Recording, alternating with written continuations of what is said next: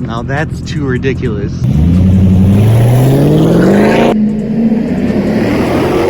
Yep, told you guys, this thing is pretty loud. Oh, you guys, I've got exciting news. By the way, welcome back to the channel. Huge update for the CLK right here. Let me fill you guys in real quick because what I've done so far hasn't been filmed, and I want to update you guys real quick on what I've done. The last video you guys watched, if you haven't watched it yet, go ahead and watch it so you guys can keep up with this update that I'm about to update you guys on. The last video, we did talk about what really I was gonna do with the car. We talked about the voltage regulator. Because we were having a terminal sort of voltage going on with the codes that we were getting with the ESP, I went ahead and replaced the voltage regulator, and guess what? We are getting something completely different now. We're still getting the ABS error, but this time, it's just brake wear and ABS. It's still getting stuck in park. Now we're not getting that error that we used to get from the ESP. We're now getting a ABS speed sensor error.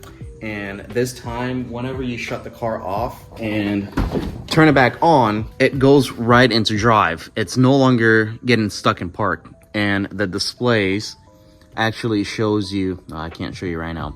It actually shows you how long you've been driving, the miles and all that. So yes, we did solve the issue, the voltage issue with the ESP. So new voltage regulator in there. The only thing really, the errors that we're getting is for ABS speed sensors. This is coming along pretty good, you guys. I'm super excited, just because, you know, this car has been trying to get fixed for a year and a half now with a shop, and they couldn't figure it out. And it's been a couple of weeks of not even spending a lot of time with it because I've been busy, and we're almost pretty much solving it. Big thanks to you guys as well. Most of you recommended the ABS speed sensor and the brake sensor for whenever the pads are wearing out. Other than that, I mean, shoot, you guys have been super helpful.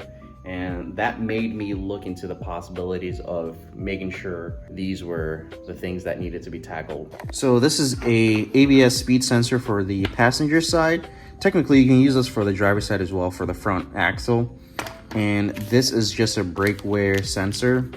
I don't think we would really need this, but I got this just in case because it was really cheap. It was like $6. I believe this is not reading properly, and that's what's throwing the CLK into whatever you call it, the ABS signals that we're getting from the dash. I'm gonna go ahead and replace the passenger side ABS speed signal, the brake wear as well, and then we'll go ahead and take the car out and see if the codes come back.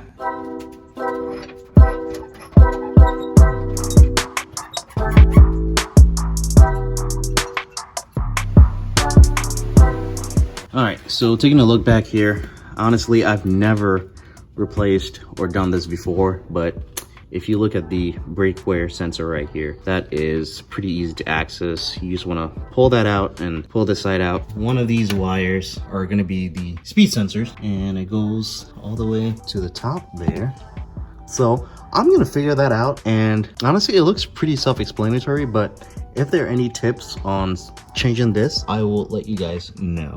Right now, it looks pretty simple to do. So I want to show you guys real quick on how to actually do this. So looking back here, if you look at this wire over here, I've already popped it out of its socket. It has a bolt right here, which is a 10 millimeter. So you want to take that bolt out, and then you can pop the sensor out. And when it pops out, obviously it's going to look like this. And that is going to travel all the way up here, pop it out.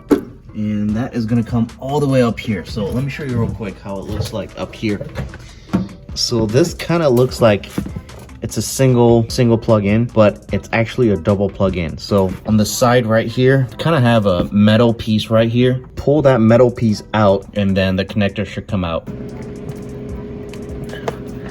There we go. I don't know where that went. I'm gonna have to look for that on the ground, and then the connector just comes out like this. Looking at the connectors, obviously tracing the ABS, you're gonna see that it is, okay, that just came out very easily.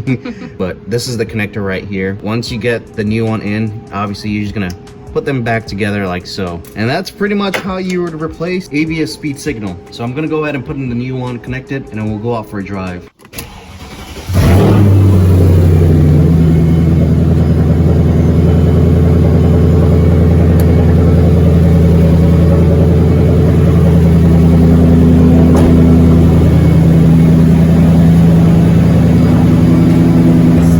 Fingers crossed. Well, ABS light came back. You guys, I have no clue. I gotta do some more digging and see what really is going on. Because the codes thrown at me were for the ABS speed sensor. I have no clue, you guys. I'll keep you guys updated. So you guys, I completely forgot. So I've got one of my buddies that actually codes cars for a living, literally. So I actually saw him today early at the gas station and spoke with him, and I said, dude, I've got this car, let's work on it. So we're gonna go over to his house and he's gonna check it out. We've got both ESP modules that he's gonna try and code on the car. Well, hopefully the original one works, but if the original one doesn't work, we try out the second one, that's brand new one. And if it doesn't work, then I would have to get a used one, and then he's gonna try and code it on the CLK. All right, so it did the brake wear come in here. I'll show you the codes real quick. You can sit in. ABS, and then it just says brake wear, visit workshop. And then obviously it's gonna have sensors and stuff? this. I tried the sensor also. Well, That didn't work. One sensor. Change the front passenger. And it was given the code for the passenger side. That's the one I changed. But it's got brakes?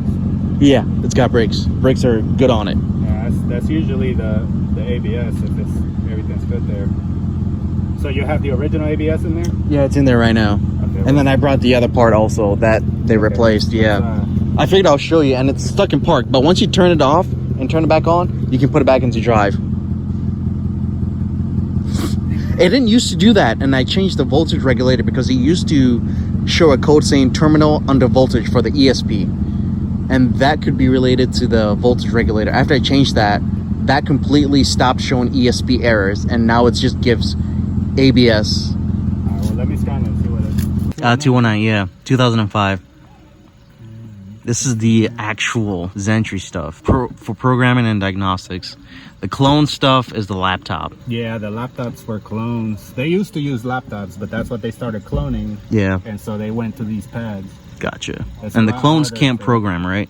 No, the clones cannot program. They can code some, and you can do normal diagnosis. Variant coding, yeah, gotcha. This is sick though, the iPads. Yeah. And how much did these go for? So 40. for you to get a pad 2 is $48,000. Golly. You can only get it from a Mercedes dealer. Then you pay like $1,500 a year for Oh, software just for the updates and all that. yeah, dude, that's crazy. And then they give you a ping ID for authentication. Yeah. So they know every time this thing is on, they know what it's doing. Oh, Because you can shut off a bunch of stuff. You can do a lot of illegal stuff with it. And so they watch you. wow. I extended the speed limiter on the CL to 200, Yeah. and it flagged it. And Oh, so they really? sent a message to my boss, and Yeah. my boss asked me, but he knows I have these cars. So I He's told like, him "That's I just fine." opened up the CL, that's it. Have you tuned it yet or no?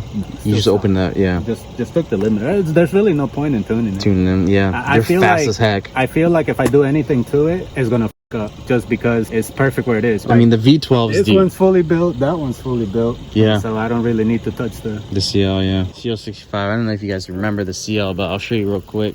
This is the CL. You OG viewers definitely know this car. This thing is beautiful. Got BBSs. So we're doing the initial startup for the ESP. Shouldn't take too long to program. Pretty much what we're doing is programming the car's VIN, steering angle with the ESP module, and then drive it and test and go from there. All right, there's a lot to update you guys on the CLK.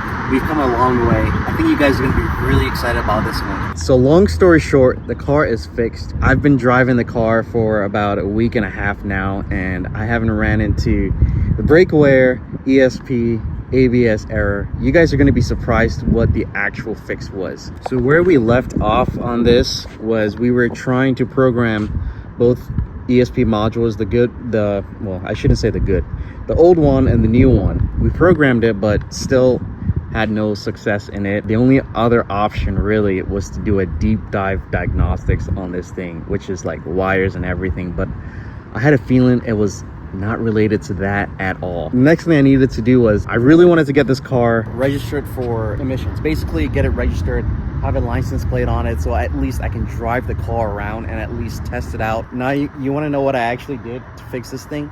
Let me pop the hood open for you guys. The whole issue with this car being at the shop for almost 3 years with the previous owner and them trying to figure out how to fix this car. The shop is True Automotive here in Atlanta, Marietta, and Woodstock. They couldn't figure this stuff out. The cause of this was the ignition wires. So I looked through all the servicing they did before the car started having its problems. So going back a little bit, previous owner brought it in to get the charcoal canister or replaced, or purge valve replaced, because he was getting the flashy gas light on the dash. If you guys know, the gas light where it shows you your fuel, it flashes whenever it says the gas cap is open, but really it's not open, it's the charcoal canister. That's what he brought it in for. And so they replaced the purge valve and canister and the connectors and all that, and also noticed that he needed some work to be done. They saw that the valve covers needed replaced, and while they were doing that, they figured, hey, let's change out the ignition coils and wires and spark plugs. So that's what they did on this car, plus with an oil change. After that, owner took it away, and that's when he started having the ESP ABS module. With all that work, it was already pretty expensive, so he brought it back. They replaced the ESP module and the ABS module, and that didn't fix it. So they kept the car for a super long time trying to figure it out, and honestly, they probably weren't trying to figure it out. For 3 years sitting in the parking lot, this car was just sitting, not being tested, because the previous owner had a rental. So I guess, you know, hey, let's just see what the owner says. Maybe he might just leave it with us. Fast forward, the owner really wanted the car back. He talks to them. He said, hey, can you guys at least go over your work, check everything out, see if you've missed anything that could have been causing the issue? They said, oh yeah, we checked everything. Everything is good to go. Well, guess what? The ignition coils and wires, some of them were not fully seated, some on this bank and some on this bank. That's what I noticed, because I figured, hey, why not go ahead and check all of it since they did that work. What I came to find out was these wires on these Mercedes, if they are not seated properly, obviously there's electronic sparks going on. Those sparks transmit throughout the engine bay, and that's what causes this to go to sleep. Now, the ESP is super sensitive to electronics. So if any of those signals go across the engine bay, it's going to put this thing to sleep, and that's what causes the car to get stuck in park and throw the ABS, ESP, brake wear, visit workshop errors. That's why this was not communicating with the car. To me, that's pretty crazy. I didn't think that would be the cause of the issue, and I had to Google it and talk to a few friends, and they did say this is a common thing on the W209, where if the ignition wires are not fully seated on the spark plugs, it's going to transmit current, which is going to affect the ESP, because this is very sensitive. Got everything seated properly, and the error never came back. Isn't that wild? I would have never thought that ignition coils would cause that to go to sleep because of how sensitive it is. I don't know what else to say, but take your car to a reputable place if you guys are going to take it somewhere to get work done on it. I still can't believe the issue was the ignition wires not fully seated on the spark plugs. I've been driving it, and this car obviously would be a perfect daily. Plans wise, I feel like it's just perfect as a daily. There are a few things I do want to actually work on, which the headlights, we can restore those. That would really make the car look a lot better. I do want to get the LED fog lights going for this car. In terms of wheels wise, honestly, black wheels on white, it's decent. I feel like silver would be a lot better. Let me know what you guys think in the comments down below, if we should just keep this or throw on a set of silver wheels. I do have a set of CLS 550 wheels that I think would look really great on this car. Potentially probably low it also. Other than that, I mean, that's pretty much it. I've experienced this platform, this motor, the 500. It's awesome, but being boosted, this thing, it's not worth it to, you know, spend some money on performance modifications on this thing. And honestly, if you guys know what I mean, if you've experienced a boosted car and being in an NA car, it's completely different. I don't know what else. You guys, let me know what you guys want to see on this. This is where we are at with it. You guys, I would love to hear all the comments down below, what you guys think I should do with this thing as a daily, your thoughts and all that. If I don't get much feedback from you guys, then hey, you know, I'm probably not going to do that much to it, but a few maintenance here and there, and we'll see where this thing goes with the channel. Other than that, the mileage on this thing is 92,000 miles. It's pretty low miles. Oh, that reminds me, since we're back here, the exhaust, I really want to change out those tips. They are awful. I do want to put back the stock muffler. This thing, it doesn't sound good inside or even on the outside. The exhaust is just, it's not the best setup.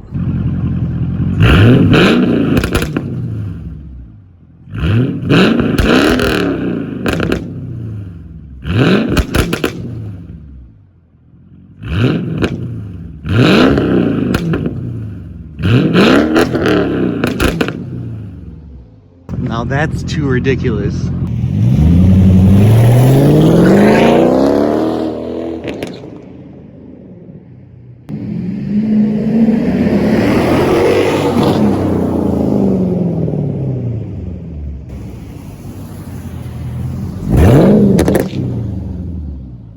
I think it's going to sound amazing with a stock muffler on it. It's not going to be loud, it's not going to be too quiet, but it's going to be like a really nice V8 sound, because it's already got the secondary cats deleted and the resonator deleted and the muffler deleted, so it's only got the primary cats. I do want to do a few bits here and there. Maybe I might, I don't know, spoiler, I might do carbon fiber bits on it. Who knows, I might put a front lip on it. I don't know. You guys let me know in the comments down below. Anyways, you guys, we fixed it.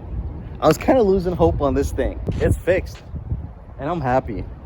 I hate electronic stuff on this car, and I'm glad I got it figured out. Hope you guys enjoyed the videos trying to get this thing fixed. If you guys are new to the channel and you want to subscribe, you want to see more W219 content, go ahead and subscribe, and I'll catch you guys in the next video. Take care.